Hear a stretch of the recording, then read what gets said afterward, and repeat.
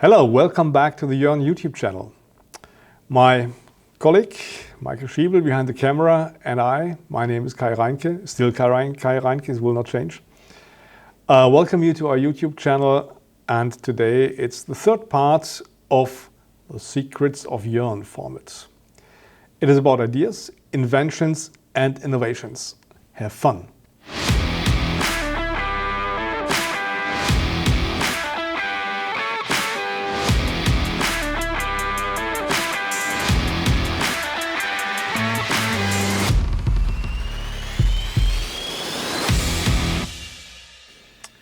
What is the difference between the concept of idea, innovation, invention?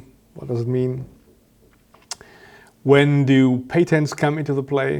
And how does the innovation process work at Jörn GmbH? These are the topics of today's video. Many people have many ideas very, very often. How often do you start a thought or a sentence with, well, you should to invent something that could do this and that and da. How frequently does that happen? Actually, that's an idea. That could be the beginning. Current example. Look at this mask. I mean, sometimes I think, well, you should have to invent a mouth-nose mask in which the glasses do not slip of the nose all the time. I mean, that's very disturbing sometimes. This idea could be the beginning of an invention, of an innovation, right?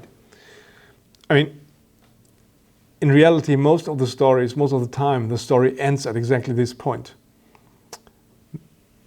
Very often, right? Do you agree? But one can now think about this idea further.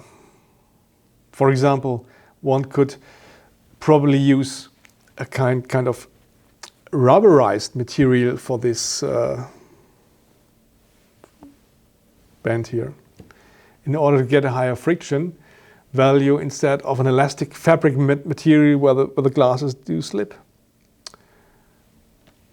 right? Or later, other aspects to be considered. I mean, the material for that must be compatible with the skin and odorless, of course.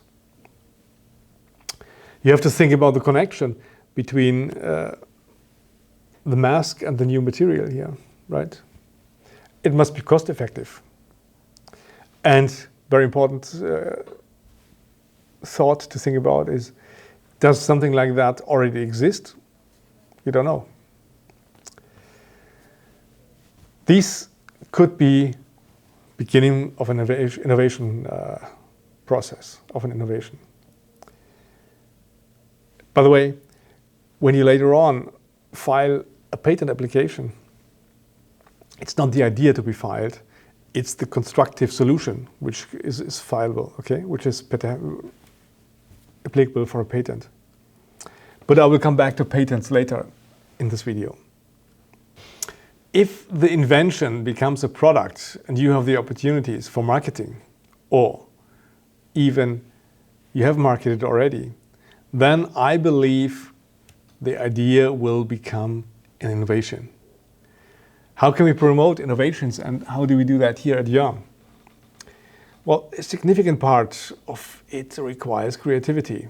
I mean, creativity is something rather unordinary, and thus is a contradiction to structured process. However, you have to bring that somehow together. The idea is also at the beginning of our business. Ideas came at various occasions, of course. You have to pick them up and think it through. The awareness for observing, for identifying an idea as an idea, this is something you must create, I believe. In my opinion, it's crucial that the employees should not only be allowed to have ideas, but they have to be stimulated to do so. We are trying to encourage everyone in the company to come up with ideas. to say something like this clearly in front of the colleagues in a meeting, especially in meetings. But that requires courage, of course. But if everyone in the meeting around discusses the ideas with a focus of to gain as much good aspects as even possible out of the idea, it's much easier, of course. And sometimes during this kind of discussion, something very other interesting thoughts will come up. So in an associative process, I believe. For me, it's also very, very important that those colleagues who originally had the idea have also the opportunity to pursue it further and, if necessary, to bring it to a patent application. I think it would be a very, very bad idea to take the idea away from the original inventors just because they're employed in wrong department. I mean, if they're not in the pre-development department, but in the quality department or production department, I mean, they should be anyway encouraged to follow up with their idea and to bring it to a project, right? And sometimes it happens if you just move the idea from the original inventor to a special department. I mean, during the process, they start to forget who the original inventor was, and he's not mentioned on a potential patent application later on. Of course, you as an inventor could give the idea to other colleagues, but then it's your decision and it's not the decision of your boss. Of course, you should also be able to get other colleagues involved in the project development, but it's your decision again. And of course, if more people are getting involved in such an innovation process and such a real invention, and you have to agree very open and very fair about the parts about everybody's part in this invention for the patent application later on. Another aspect with ideas is it's very, very clear that at the end of the day, only very, very few ideas will become real inventions. Majority will not. That's very normal. You have to accept that. And you have to make clear and visible that this is not a loss if you have an idea which will not become an invention. Maybe an appel to the superiors. Maybe even as an example or so, have an idea that can fail. Why not? Sounds crazy, but this will reduce the shyness in the team. Of course, we must not give up too soon. That's obvious. Tendency sometimes is very helpful, and you have to ask, why is it not possible at this point? What should be needed to change it? How to do it? So these questions sometimes lead you to the proper answers and to the solution at the end of the day. And the optimal time to break through the idea or to exit is very unlikely to be met. I mean, just accept that. And that leads into the summary.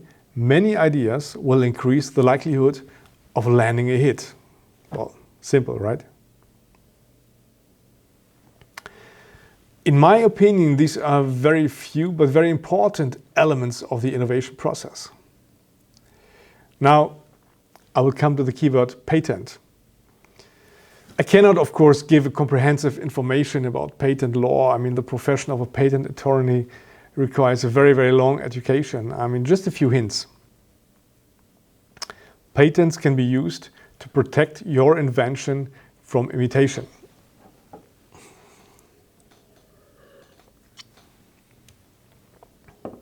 But the invention you've just made have maybe already been invented. You don't know.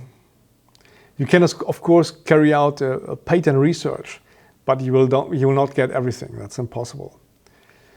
For your information, a patent application is protected and it's not published before 18 months after you applied for the patent. So you will not find those kind of patent applications. That's absolutely impossible. You can also hire a professional researcher to get a professional patent research done.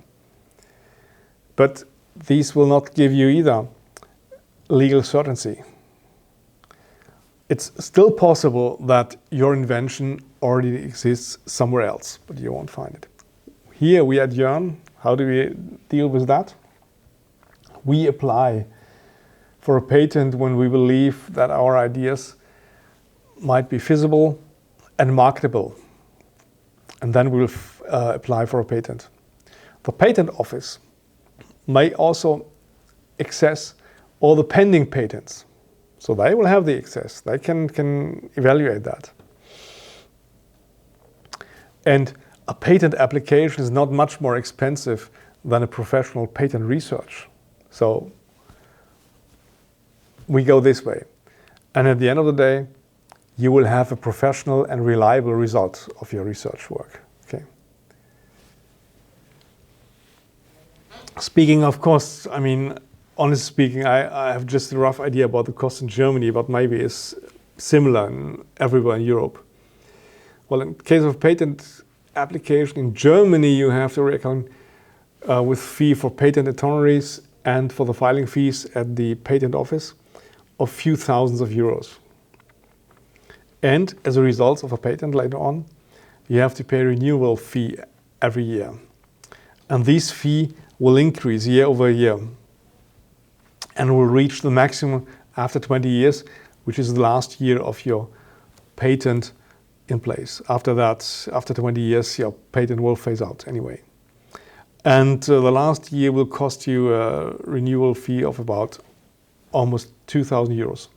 So it's getting more and more year by year in order to motivate you that you commercialize your patent and not just keep it. Of course, if you think it doesn't make sense to maintain this patent, you can cancel that or withdraw it at any time at your convenience. Within the first year after your patent application, you have to decide whether to go internationally or not, for example, in Europe. But this will cost you really lots of money. I mean, it gives you protection in all the countries of Europe, of course, but that's going to be very expensive. And it could easily reach a 5 digits range in euros speaking. So that is just very few words about patents. If you want to know more about it, please contact a patent law company. Yeah.